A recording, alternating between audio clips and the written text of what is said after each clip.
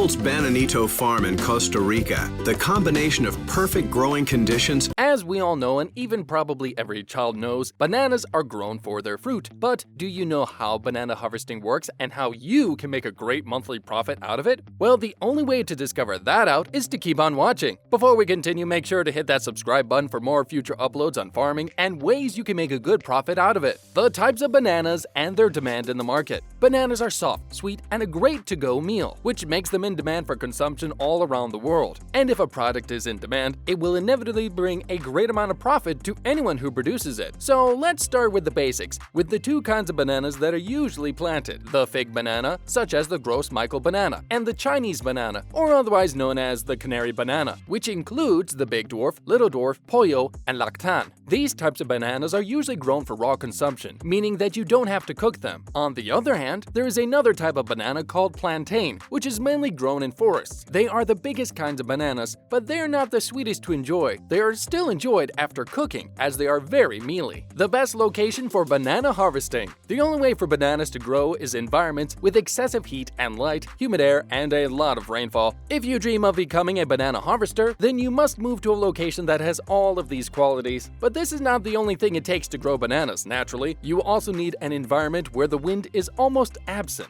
and where the soil it is being grown in is rich, organic, and drains quickly. But even if you find the spot somewhere in the world, you need to plant them alongside roads, railways, tracks, or lagoons. This is because these fruits can't be left long on the plantation after being picked. They need to be transported and shipped as soon as possible worldwide. Of course, if you're not willing to move across the world to harvest bananas, then you can just grow them in greenhouse plantations with artificial light, heat, and organic soil. But one thing is for sure, they won't taste as good as naturally raised bananas. As of today, the best place in the world to produce bananas is in Central and South America. Both these places produce the most bananas in the world, almost 20 million tons each year. Asia is the second best place for producing bananas, with 10.5 million tons of bananas shipped annually. Africa also has some great locations for banana harvesting and produces 4.2 million tons of bananas a year. Sectioning of a banana. The way harvesting bananas works all depends on the type of banana that you are planting. Pollo bananas, for example, are usually planted 2 by 2 apart, which means that they are planted 2 meters apart from one another and in rows that are 2 meters apart as well. On the other hand, Cameroon's Gross Michael bananas are planted further apart, 2.85 by 2.85 meters apart to be more exact. So, per 1 hectare of land, you'll be looking to plant around 2,500 Gross Michael banana plants. However, in plantations where bananas are grown with other crops, bananas are usually planted 5 by 5 meters apart from each other. Digging the planting holes. Before planting a banana plant, you need to make a hole in the soil. The hole should be a total of 60 meters long, 60 centimeters deep, and 60 centimeters wide. Then put the soil from the top on one side, and the soil from the bottom on the other side. You then need to fill the hole with compost and manure. After completing the digging process, you can deal with planting bamboos around them. These bamboo plants will help a lot when it comes to protecting banana plants from wind and harsh weather. Planting the suckers. First step you need to take after settling the environment for the banana plants is to use banana suckers. Suckers are found from banana plants that have been growing for 3 to 6 years. These banana suckers should usually be somewhere between 50 to 100 centimeters. After collecting them, let them dry in a shady area for 3 to 4 days. Just before planting them, take the compost out of the holes and trim the suckers at a point. Take 50 centimeters from the base of the plant and dip them in water mixed with potassium permanganate. Place the suckers in the soil so that they are 10 centimeters from the surface of the ground. Put compost around the young plant and then bottom soil on the ground surface. You need to make sure to plant the suckers at the end of the dry season so that it grows healthily and grows roots before it starts raining heavily. This significantly decreases the chances for the suckers to rot. Looking for the plantation. To grow a healthy and successful plantation, there are certain rules that you must follow. Keep the soil clean, use fertilizer, frequently prune the plants, check on plants to keep them from falling, look after the fruits now and then, keep on the lookout for diseases and insects that might harm your plants. Keeping the soil clean. When banana plants are young, the grass near them usually grows. However, once the banana plant grows, the grass around it dies as it has no more light to feed off of. If the grass does not die, you need to make it rot yourself by applying gramoxone. Do this by mixing 0.4 liters of the product with 400 liters of water per hectare of land. You can add a spreader to the mixture so that you can stick to the grass better and make it rot. Another way you can speed up the rotting process of the grass is by applying dry, dead grass on top of it. The reason why the grass needs to die off before the planting process is so that it can turn to humus and eventually make the soil of the banana plantation richer and stay moist throughout the dry season.